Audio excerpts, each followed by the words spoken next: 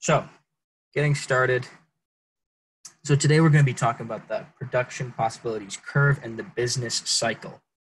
So to start off, the production possibilities curve, the PPC, is a graph that is on the y-axis is the quantity of any given product produced. On the x-axis is the quantity of any other given product. So the y and the x-axis show two products, and we'll go over to a definition to kind of get the technical term for it, and then we can dive into making it a little simpler. So the PPC is a curve that shows various combinations of the amounts of two goods that can be produced within the given resources and technology. So what that means is pretty much with the given materials that we have, how much of two products can we produce? So the two products that I'll be using as an example is birdhouses and race cars, right? So we can say that birdhouses is product A, and race cars is product B. So what the production possibilities curve is trying to show is that with a given set amount of materials, you can make a certain amount of birdhouses and a certain amount of race cars. And you can make a combination of both of them. But you only have a given amount of wood or screws and screwdrivers. So there's only so much of each that you can make, right? So there you could make, let's say, for example, we could throw this up and say that you can make 4 birdhouses with the amount of wood and screws that you have. But the production possibilities curve tells us about opportunity cost. So what that means is you can make 4 birdhouses with this material. But if you make 4 birdhouses, which is the most that you can make with the given material, you'll have no material left over to make any race cars, right? And the same thing with race cars. If you make all of the race cars that you can possibly make with your given materials, you can make 0 birdhouses. And the production possibilities curve shows you the combinations that you can make. So we could say if you make 1 less birdhouse, you make 3 of them, then you could make 2 race cars, right? And if you make 1 less birdhouse again, then you can make 4 race cars. And it shows the combinations that you can make. So the final would be 6 race cars and 0 birdhouses. And so the opportunity cost here is the cost of not making whatever you make. So whatever decision you make, if you decide to do 4 birdhouses, then the opportunity cost is you can make 0 race cars, like I said. So the possibilities curve shows you with the given materials, with the given technology, what can you do? What are the possibilities? All right, well, you could be thinking, well, what about this point right here in the middle of the curve? Well, you can do that, but we'll call that inefficient. And the reason why is because you have the materials to be making somewhere along this line, but you're not doing that. You're doing somewhere inside of the line. So you could be producing more. This line, anywhere along this line, is producing efficiency, the most you can possibly make with what you have. Anything inside the line is inefficient, which would make anything outside of the line, like this point, impossible. Because with the given resources that you have, with the given wood, with the given screws, with your given technology, your screwdrivers, you simply cannot make this many birdhouses and race cars. You just don't have the given resources and the given technology, right? All right, well, so why is this important for business? Well, in each and every business, you have to make decisions, and opportunity costs can go with any decisions that you talk about. So whether it's in business or just in life in general, there are consequences, there are opportunity costs to every choice you make. So in a business, what that looks like is, let's say you can sell your birdhouses for $10 each. And it takes $5 for you to make them, so you make a $5 profit, right? And then with race cars, you can sell race cars for $5 each. They cost you $2.50 to make, so you make a profit of $2.50. Now you would think that you would want to sell more birdhouses, and that's right, because if you can, the birdhouses will give you more profit. But for example, if the race cars were demanded more, if more people wanted you to make race cars because they wanted to buy more race cars, then maybe it's more beneficial for you to sell race cars because more people want it. There's the supply and demand again. More people demand race cars than people who demand birdhouses. So what is important for a business is to decide what is the most efficient way that I can get the most profit out of deciding between two products, any two given products, right? So how much race cars should I make and how much birdhouses should I make so I can make the most profit that I can, right? And that is supply and demand going into a business and directly affecting how your business is run and how much you're going to sell of one product or another, right? All right, so is that production possibilities curve set? Can you never reach that point ever? Well, that you can, but in this circumstance, with this given materials and with this given technology, like the definition says, with the given technology and resources, you cannot reach that. But that also means if you change your resources and have changes in your technology, that means that you can potentially reach that, right? So the production possibilities curve is not set.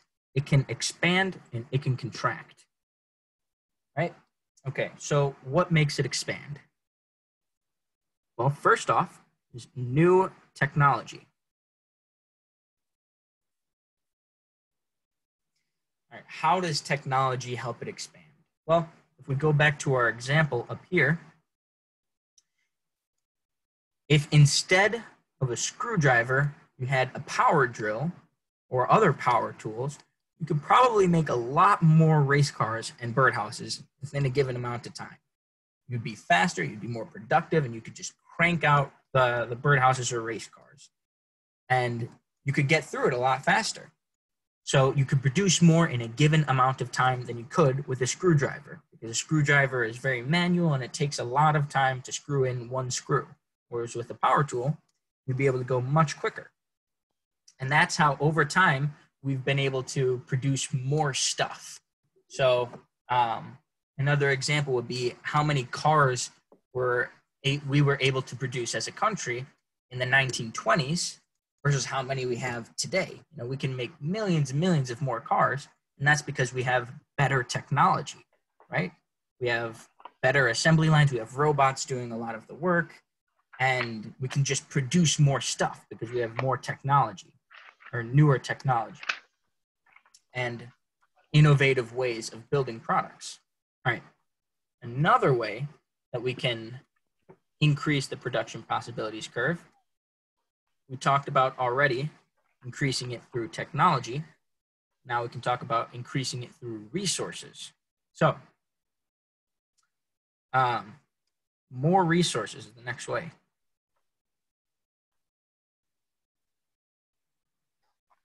So in this example up here,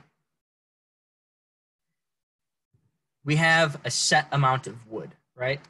So let's say we only had these two boards and one screw. Well, you probably could not make all that many birdhouses or race cars with two boards and one screw.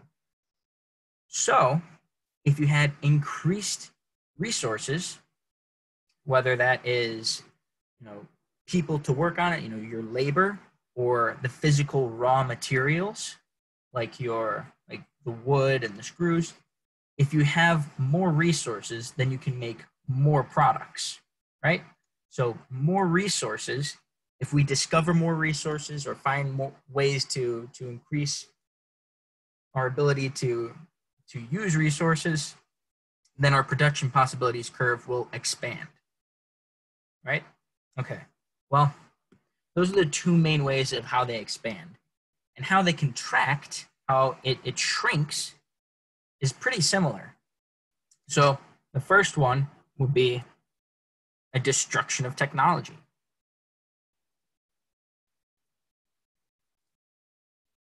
So let's say you're an electric company and you have a power generator that you use to create electricity, and the energy that you produce, it supplies a bunch of houses, and you sell the energy that you create to power people's houses, right?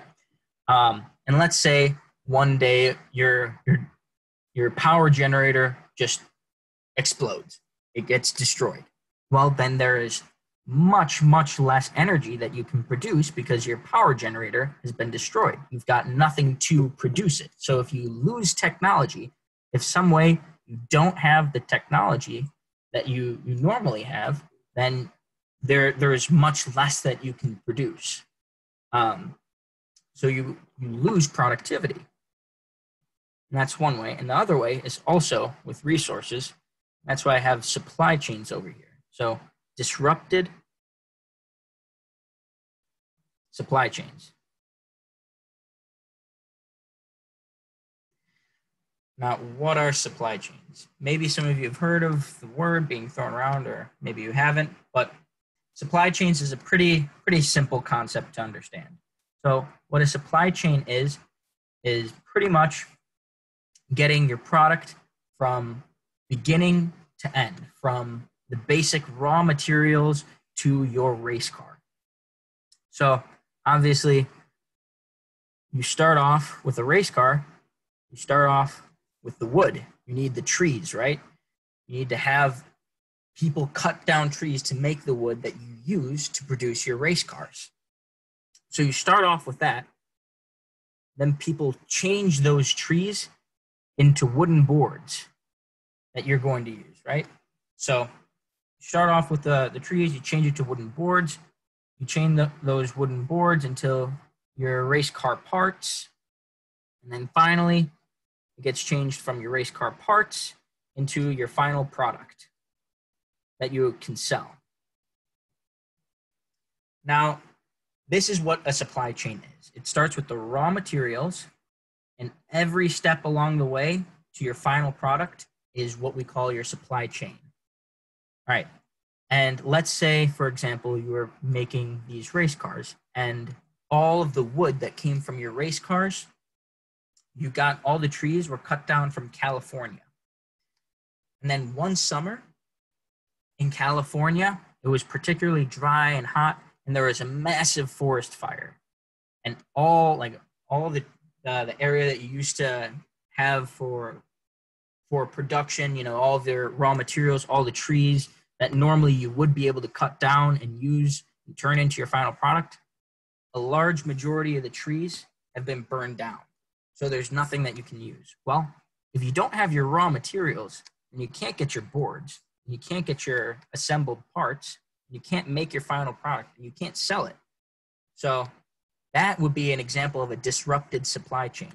Your raw materials are taken away and you can't use them. And so you can't have a final product to sell. So disrupted supply chains means that there's no resources that you can use. And so the possibility of you producing something goes down a lot, right? So you lose a lot of your potential productivity because your supply chain is destroyed. And so the way you've got to be careful with supply chains is you have to either, one, have your supplies from multiple different locations, right? You wouldn't only want to get your wood from California. Or two, you have to have your supply chains, if you're talking about things other than just wood, you'd want to have your supply chains in countries that are very stable, that you're pretty sure that nothing is going to happen, like no wars or no like civil unrest that's going to happen that's going to disrupt your supply chains. So an example of disrupted supply chains right now is what's going on with the coronavirus. So at the very beginning of this, China was the first country to be hit with the coronavirus, right? And so a lot of American companies import, they don't necessarily make their product over there, though a lot of them do, but some of them maybe just get certain parts, right? Maybe they just get like the wheels for their race cars. Maybe they get the wheels from their race cars, or maybe they get some, they change the wood that they cut down into wooden boards over in China because it's cheaper for them, right? Well, since China pretty much shut down with the coronavirus, that was a huge disruption in the supply chains. People couldn't get those parts that they needed that they usually imported from China. They couldn't get those anymore. So the supply chains were disrupted. And that's why, even though China was hit first and China was the one that shut down, everywhere in the world that dealt with China in business transactions, like dealt with them with like these parts or pieces or products that came from China, all of the world was hurt by that because their supply chains, all of their supplies that they got were disrupted. So that's a real world consequence. And that's why a lot of countries took an economic hit when China was hurt economically, right? So countries are kind of intertwined like that. When one of them starts to go down, the others are hit as well. And that is the idea of a term called globalization. And globalization, we won't talk about it too much right here, but globalization is the idea that we are all like one part together in a world economy, right? So it's the idea that it is better for us to trade with each other because some countries can produce things better than other countries, or faster or cheaper than other countries.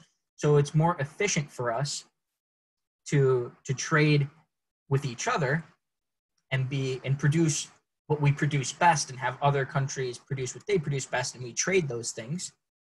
So we're most efficient. But there's dangers in globalization. Like when one economy collapses, it takes down other economies with it. So there are positive and negatives to globalization, which we'll talk about in future classes. But just keep that in the back of your mind, that the disrupted supply chains can be within your own country, or it can be due to globalization. So we'll talk about that later.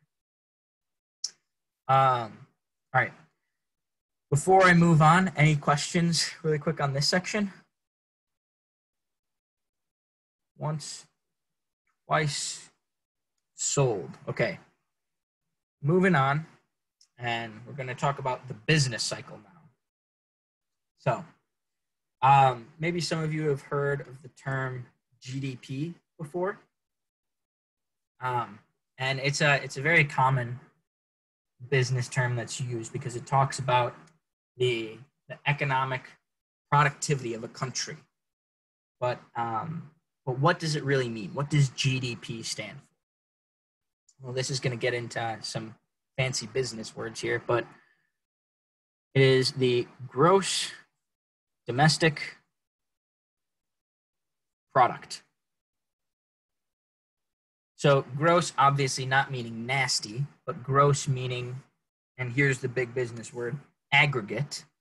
You can look that up later, but aggregate is essentially like the total. So the gross, or the total domestic product, so products produced in your home country, the total production of all products produced at home, right? So what is the business cycle? Well, the business cycle is gauging the total gross domestic product, the total production in a country at a given time over a certain amount of time, right? So this is pretty much gauging the productivity of a country, or the economic strength of a country, right? And it's interesting because we call this curve right here, this is the business cycle, we call it cyclical because it is, like I said, a business cycle. It goes up and down. And part of that is due to just economic trends in general and external factors. Part of it is also a part of our own action that changes the business cycle. All right.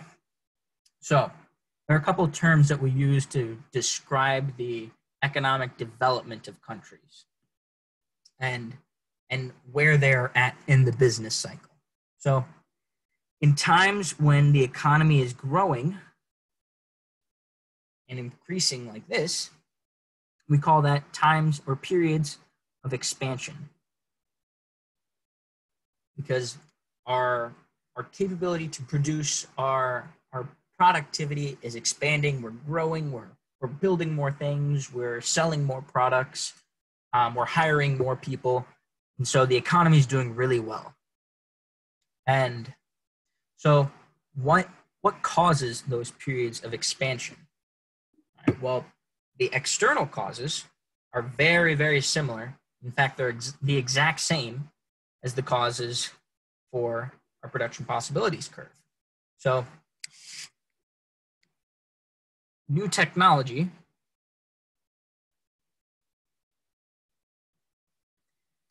and more resources.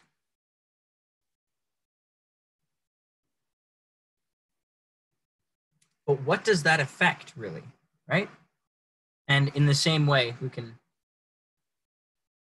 copy and paste this. It's the same problem that comes around. The same problem that comes around with economic collapse, right?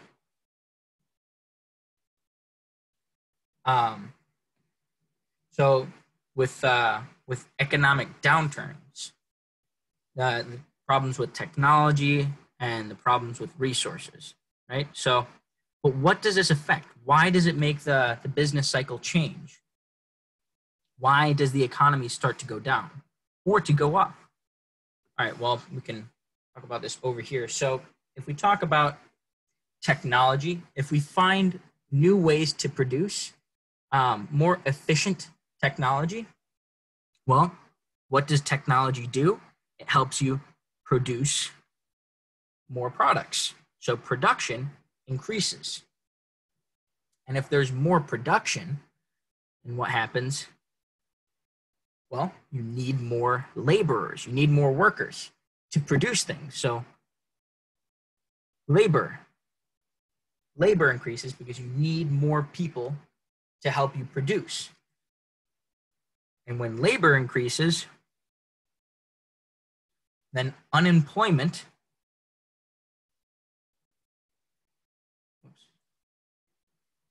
goes down because more people are being hired to produce more products. When unemployment goes down, because people are all having jobs now, everybody's got a job. When unemployment goes down, wages go up. And this is a little more complex concept than the other guys right here. So I'll explain this a little bit more. So when unemployment goes down, wages go up. So in the example that we have over here with the cars and the birdhouses, let's say there is only one car in the whole world. You know, it was super, super rare. There was only one car in the whole world that was for sale.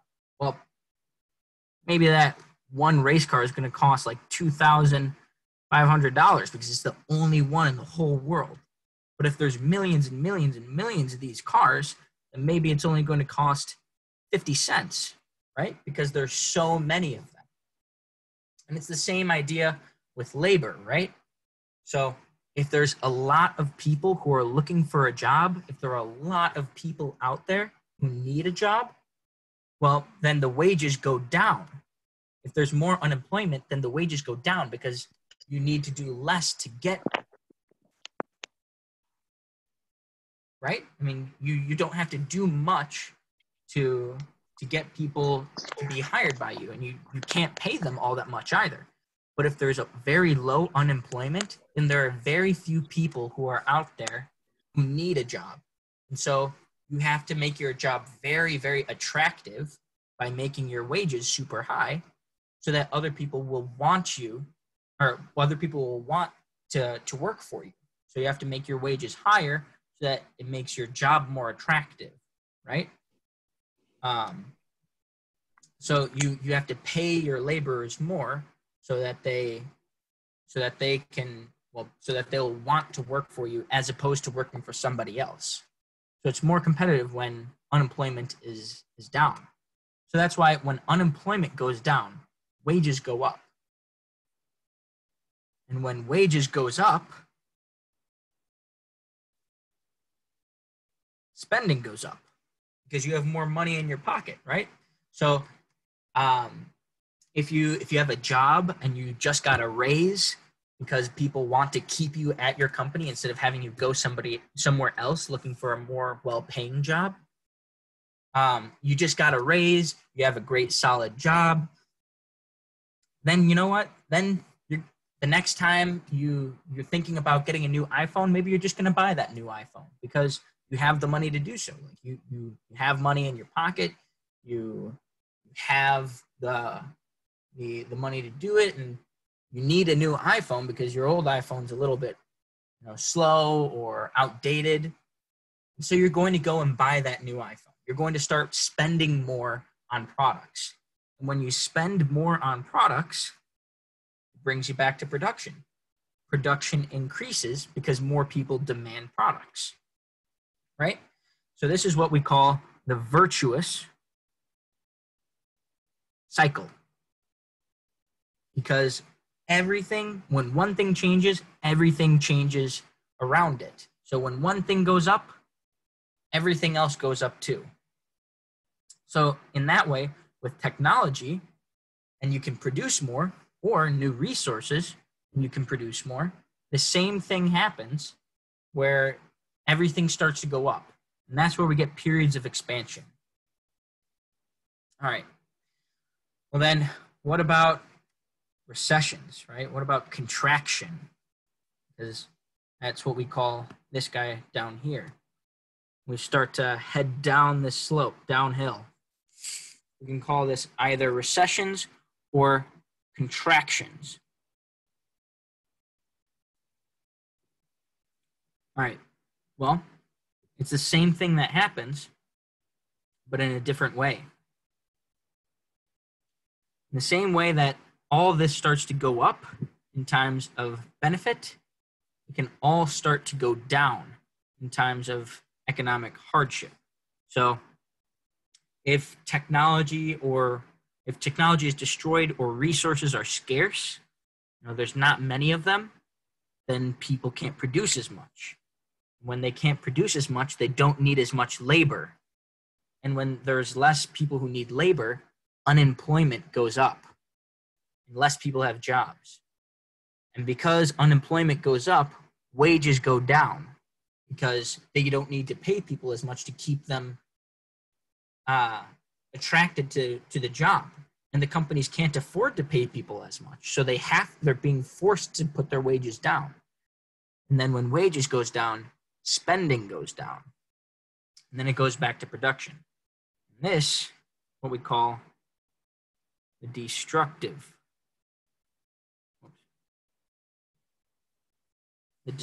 cycle, when everything starts collapsing. And that's what happens in contractions. So, yeah, what's up? What's your question? Yeah. You can unmute yourself. I was wondering, so does that mean that whether or not our economy goes into an expansion or into a recession, does that mean that it's out of our hands? Like, all right, the GDP, like it'll naturally just like go down or up? Yeah, well, so there's a lot that we can do. It gets pretty complex. This is what we call macroeconomics. So there's two types of economics. There's micro and macro. So microeconomics focuses on singular businesses, right? And all of this still applies, like the business cycle, the production possibilities curve, supply and demand, all of that, but on a single business. But when we talk about how do we fix the business cycle, what can we do to ease the contraction so they're not as bad, and help the expansions, is called macroeconomics, because macroeconomics looks at countries as a whole. And so there's a lot that we can do. Is it all that effective? It depends. So there are a bunch of economic theories about how best to approach this. And so some of them include ideas like, you've probably heard this word as well, fiscal policies. Fiscal policy, and so fiscal policy is like the government intervening, and what do they do to intervene to make this fiscal and monetary policies. So some ideas, I'm not going to dive too deep into this because it gets very complex very quickly. But there are some things that the government can do. They can lower taxes on businesses. They can lower the loans rate, because there's what's called the Fed, which is the federal bank, more or less, and they give loans to the private banks throughout the country, and those private banks give loans to businesses, and they have interest rates on those loans. So what the Fed can do is they can lower the interest rates on loans to the small private banks, and the small private banks lower them for businesses, and so that makes it more attractive for businesses to try and apply for a loan and get more money. And when a business has more money, they can artificially, with the loans, they can invest, and the more they invest, that pretty much stimulates production. So the more they try and invest in their company, the more money they spend, and it tries to force this into a virtuous cycle. And the problem with that is, like with the coronavirus thing that we have going on right now, nobody really wants to start a business, or nobody really wants to be investing in businesses all that much when there's so much confusion about what's going on in the economy. So you can use some fiscal and monetary policies like loans, but how effective is it? Who really knows? And then, so there's lowering tax rates on businesses, there's lowering loan rates on businesses, and then another of the major ways that a government can help is government spending. So if the government starts to spend more and more money, then they're buying products from businesses, so spending artificially goes up because the government's trying to force spending in investing in companies. So that tries to force production up and tries to make it a virtuous cycle again. The problem with spending is, well, first off, our country is in a lot of debt right now. So we don't have an infinite amount of money to spend. So if spending doesn't go all that well, we don't have an infinite amount of money that we can just keep on pumping into the economy. And so that becomes problematic pretty quickly. And another problem with spending is that with spending, there's a lot of inefficiency because the government is creating artificial demand and supply. So even though companies might start investing, it's not exactly what the market wants, right? So, yeah. I think the last problem with spending, so we don't have infinite amounts of money. That money's got to come from somewhere, right? So the government just can't infinite amounts of money out of thin air. So they can do one of two things to start spending. They can, one, start printing more money. But when you print money, what happens is what's called inflation.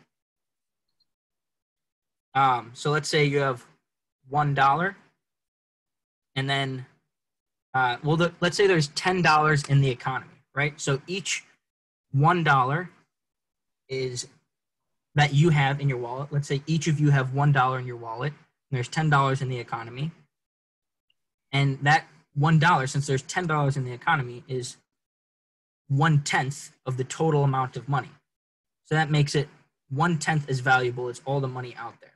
Now let's say we print $100. So now instead of just $90. And so now instead of just $10, we have $100.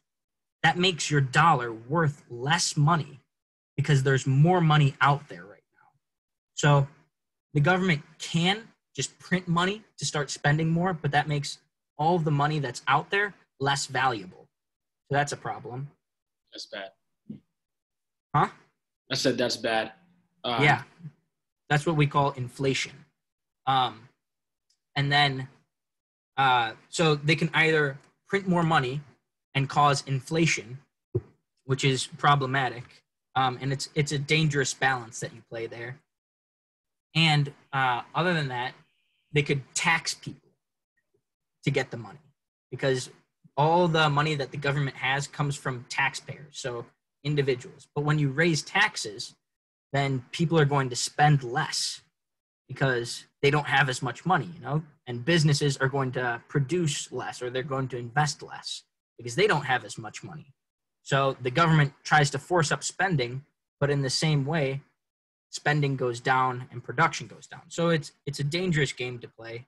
And like I said, there is stuff that you can do to try and force it into a virtuous cycle, but it's very difficult. And how much the government can actually change that is debatable.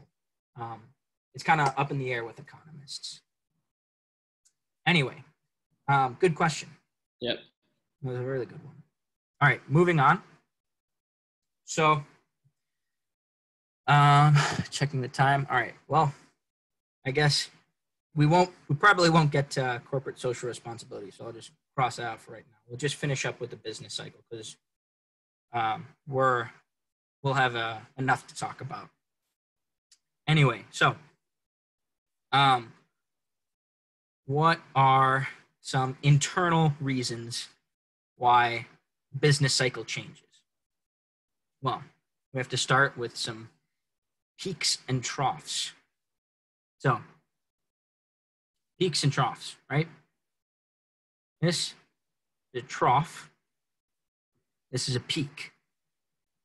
Peaks and troughs represent more or less the height and the bottom of the barrel of economic trends. So people are always watching out for peaks and troughs because they tell you where the economy is going to go. So when it's not like it's a physical thing or anything like that, it's just you can tell, like if you're watching carefully, you can tell when it looks like the economy is starting to get too overproductive, because you can't just continue on in a virtuous cycle forever. Like at some point people are going to something's going to hit one company that's going to cause a chain reaction in the supply chain, and like other companies are going to have problems. So there will be something that will destroy the virtuous cycle, right?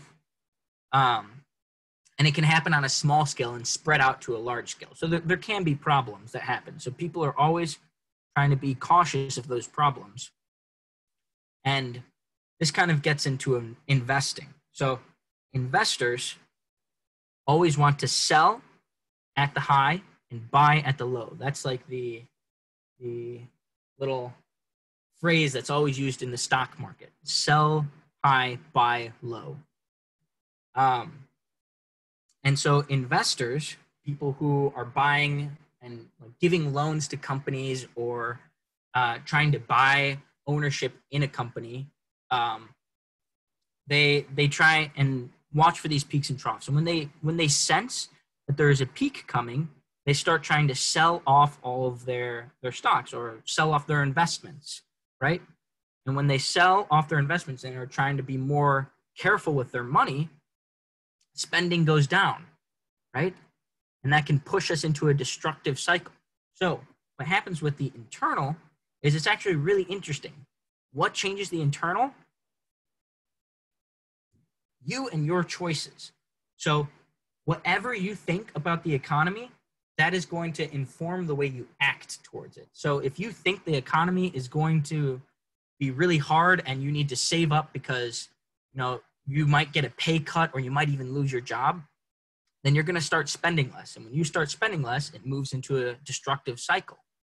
So even people just starting to think that the economy is going to go bad, even if none of this happens, even if people think the economy is starting to go bad, it can start to take a downturn because of people's actions, right? And people's perceptions about the economy. The news saying that it's looking like the economy might get a little bit rough and dangerous. Then the news says that, and then people start to think that, and then boom, next thing you know, not because of any technological or resource problems, but because people are scared about the economy. And so people's decisions, whether you're an investor who's trying to buy and sell parts of the company, or whether you're just an average Joe who's just buying less iPhones at the market because they don't need it. Their old iPhone, even if it's outdated, it's good enough, and we want to save on money because who knows what's coming around the corner in this dangerous, economic time. That can cause either, it can cause a contraction, or on top of one of these guys, it can cause an even further contraction into what we call a depression. So if the economy slumps enough, if it falls enough, we can call that depression. There's a certain percentage, I don't have it on me right now, but there's a certain percentage that after we hit it, it is a verifiable depression. I think it's 20%. I could be wrong. Don't fact check me. But anyway, so a depression, the definition of a depression is just a very, very bad recession or contraction. And so a particularly bad one that falls to a certain percentage. So how do investors really make that happen? How do they, with spending money, how do they change that? All right, well, this gets into a little bit of investing. So let's take, for example, let's go to the stock market, and let's take the stock.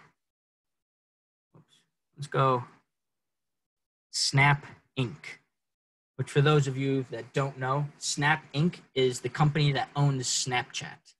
I don't know how much of you guys use that, but for my generation, it's very, very popular.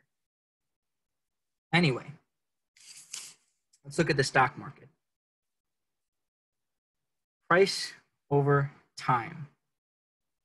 So what is a stock? Well, there are two types of companies. There are private companies and public companies. Private companies are companies that are owned by one person or a group of people who make all the decisions for the company. And they own all parts of the company, right? So we're not going to talk about that because that's not traded on the stock market. People don't trade private companies unless you are an owner of the company. All right, so public companies, they become public when they have what's called an IPO, which is also known as initial public offering. So the reason why you would want to become public and have an initial public offering is that what you're doing as a public company is you're essentially selling off portions of ownership of your company. So let's say you have a pie, right?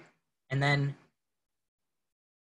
you sell off 10% to an investor. Somebody gives you a certain amount of money, and in exchange for their amount of money, you give them a portion of the company. And you do this because you need the money to be able to buy, the basic materials for your company, or to help your company grow. So like a new coffee company would need a loan or need investment like this to buy like their first coffee machines, or their brewers and their coffee grinders and stuff like that. So they need the investment to be able to buy all that. So in exchange, they sell off portions of their company. And the reason why you'd want to buy that is when you're an owner, you enjoy like the benefit of the company doing well, right? So, and they can sell off however much they want of their company. And the way you become a big time owner of a company is you buy up a certain percentage of their stock. All right, this is getting back to stock. So an IPO, initial public offering, is the first time they offer on the public market for anybody in the world who wants to become part of this company. They offer a piece, one portion, one stock, one portion of their company, however small it is. They offer it at a certain price and say, hey, we're selling our stocks for this amount. If you want it, then you can buy it and become a part owner, right?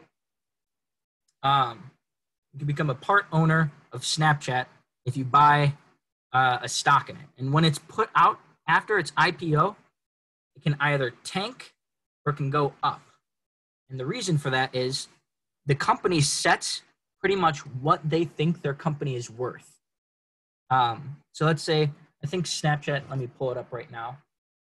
You guys are getting this live. So Snapchat is currently trading at $25.36 per share, right? So every stock you buy is going to cost you $25.36.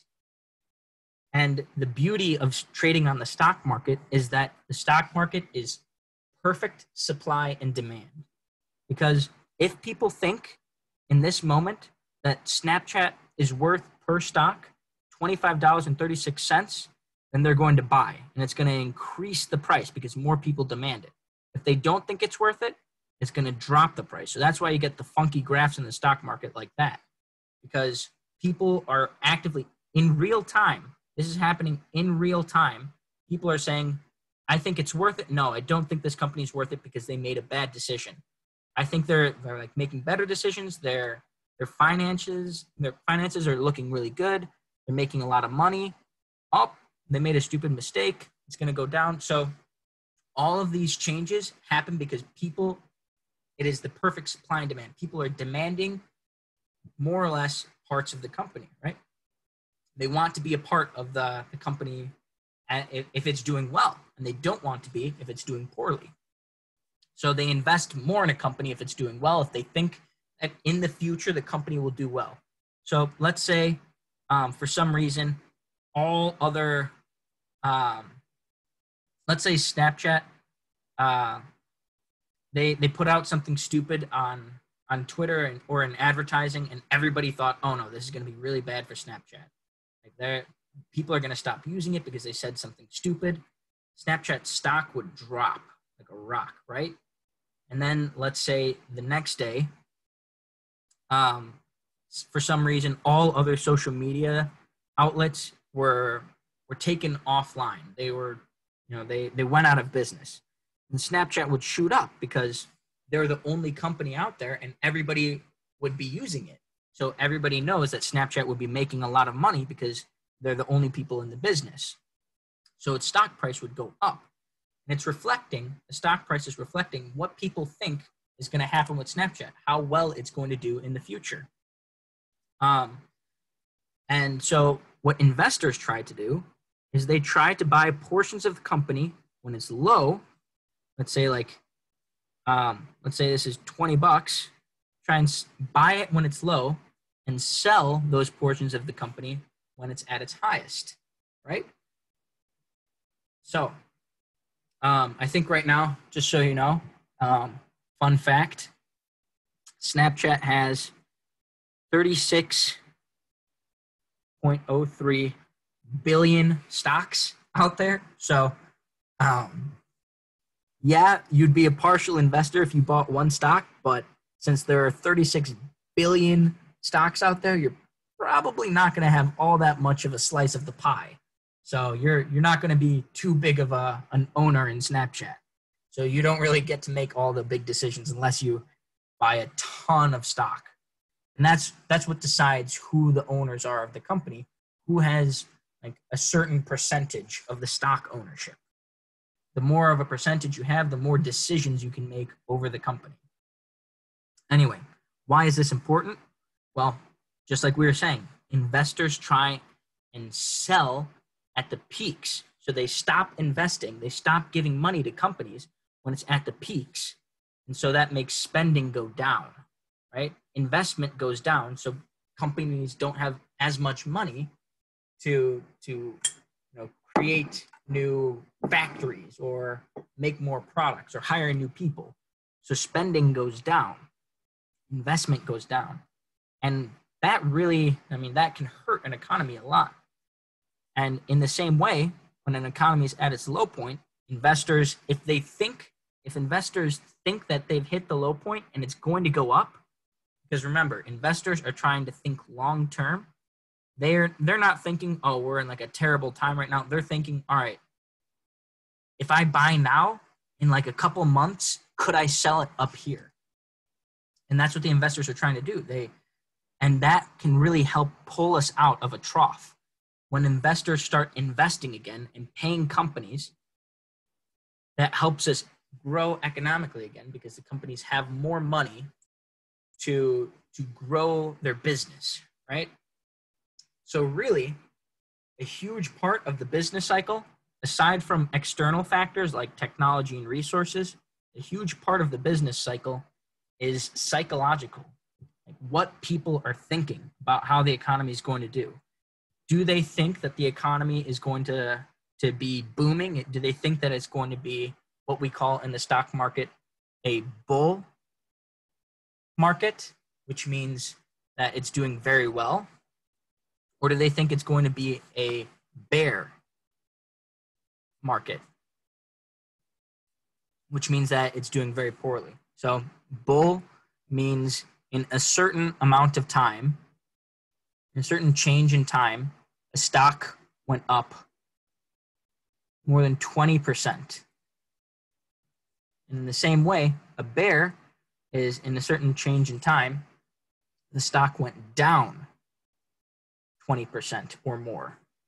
So do these companies think, or do these people think that the companies are going to, or the can you guys still hear me? My headphones just disconnected. Yes. Let me Yes. unmute really quick. Can you hear me? Hello? Yeah, hello? All right. Sorry, guys.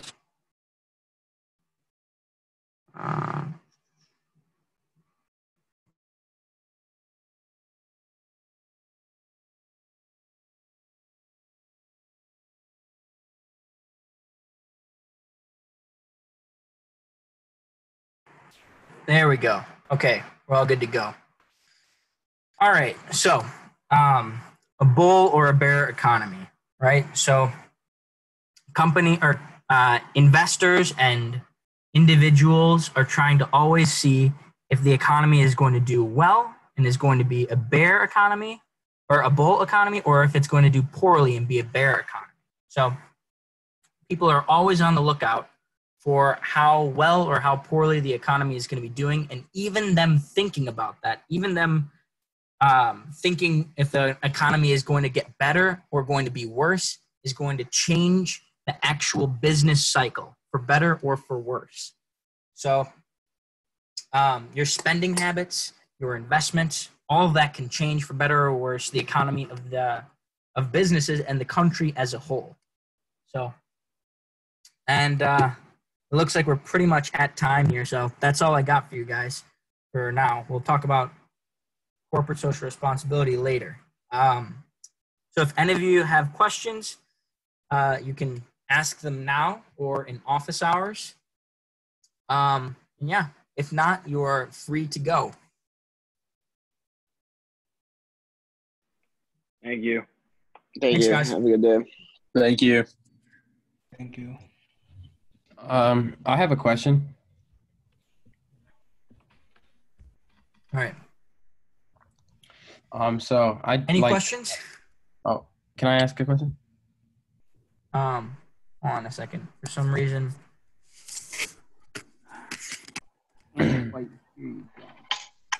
Oh, there we go. All right. Go for it.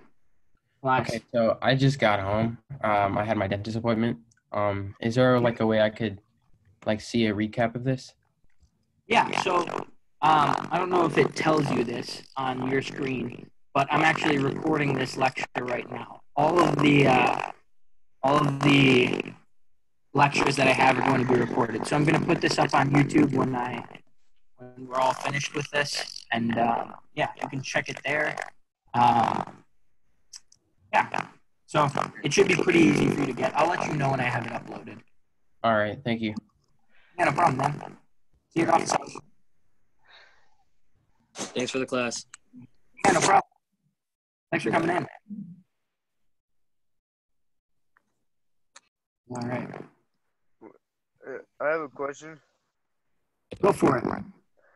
Wait, so weren't we supposed to, weren't we supposed to work on our resume, or are you supposed to send us a video or something about that, the resume building, or? Yeah, so did you check the shared folder? Oh, no. Is it there? Right. Yeah, I put it yesterday, I think, in the shared folder. I have a video in there and an article. The guy in the video is a little bit annoying, his voice, but he has some good things to say. So. Okay. Thank you. Have a wonderful day. You too. Enjoy your weekend. Yeah, you too, man. See you around, Andres. See you. Bye. All right. See you, Miguel. Thank you. Yeah, no problem. All right. Daniel, do you have a question, man? No, but I just I came on late because I forgot. I forgot it was at 12 because I had just seen the email. But there's a way I can see this over again, right? Yeah, for sure. Okay. I'm gonna post it up on YouTube. Okay. Thank you. Let me quick note. Is this the same Daniel Llanos that I had last year? Yeah. Hey, man, it's good to hear you, man. Wow. Yeah. Same. It's a crazy year. Anyway, yeah, I'll send you an email when I have it posted up. All right? Okay. Thank you. Yeah, no I'll see you problem. soon. All right, bye.